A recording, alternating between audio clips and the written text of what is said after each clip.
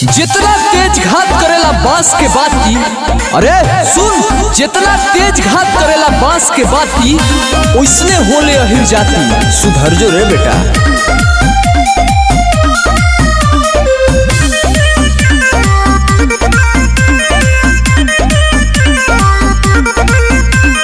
भइल पान का जावा तोर बहिनी पुजारी, देखतिया खाली जाके अहिरे दुआरी। अहिराने में चुनतिया मरद खेसारी, तो चाहतिया खाली जादो जी के अकवारी। लइकन पकड़े टराई बारी बारी, केहू न पसंद आइल भइल उलाचारी। अहिराने में चुनतिया मरद खेसारी, तो चाहतिया खाली जादो जी के अकवारी।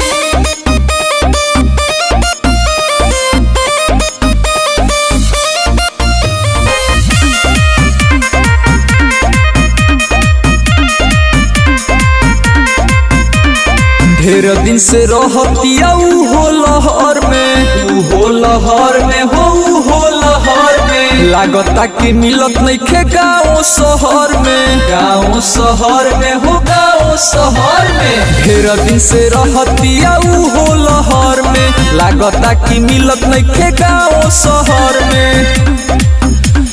बगली में घूमेले मोबाइल उहो धरी, केहू से लगे कर पेट नहीं भरी। अहिराने में चुनतिया मरद खेसारी, तो चाहतिया खाली जादो जी के अकवारी।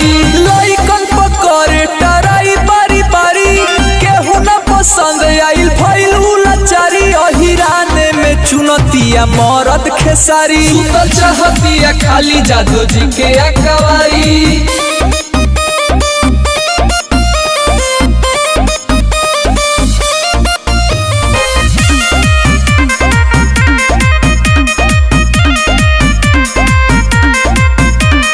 करता रे खाली खेसारी के पीछा, खेसारी के पीछा, खेसारी के पीछा।